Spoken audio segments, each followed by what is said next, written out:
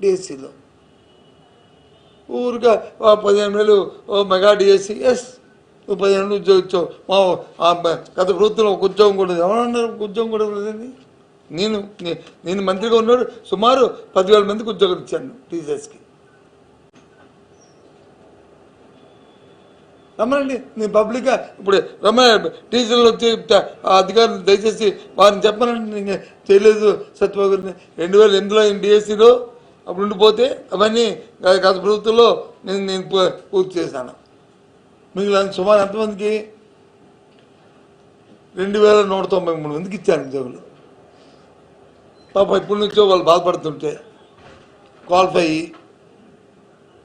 అలాగే 1998లో డిఎస్సిలో సెలెక్ట్ అయిన వాళ్ళు బాధపడుతుంటే వాళ్ళకి 5,800 మందికి ఇచ్చాను. నేనే ఇచ్చాను.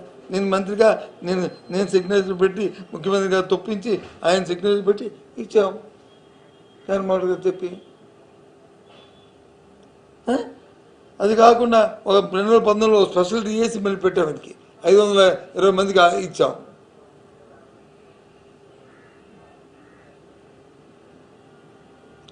కాంట్రాక్ట్ లెక్చర్లను అయితే సుమారు 16 కేజీబీలో 1,700 మందిని రిక్రూట్ చేశాను. మొత్తం అంతా కలిపి 10,300 మందికి అప్పుడు ఇచ్చాం. ఇది వాస్తవం, రికార్డెడ్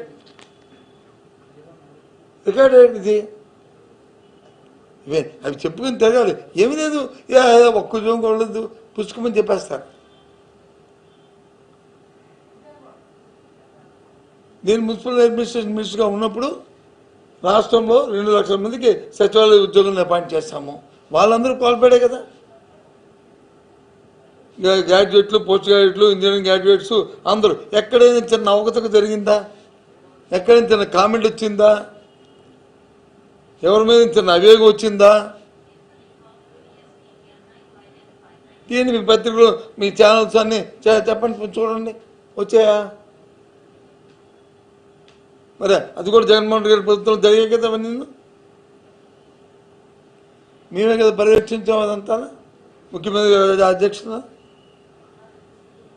ఎందుకు రాలేదు? కమిట్మెంట్ ఉండాలి. అందులో మళ్ళీ మన స్వార్థం, మన సొంతం, మనవాడు, పైవాడు అనేది ఉండకూడదు. ఇక్కడ ఏం జరిగింది? సరిగ్గా ఇది ఆ టెలిఫోన్ రికార్డు మీ టీవీలో వేశారు. ఏవో టీవీల్లో 2-3 టీవీల్లో 10 లక్షలు ఇస్తావా, 15 లక్షలు ఇస్తావా ఉద్యోగాలు.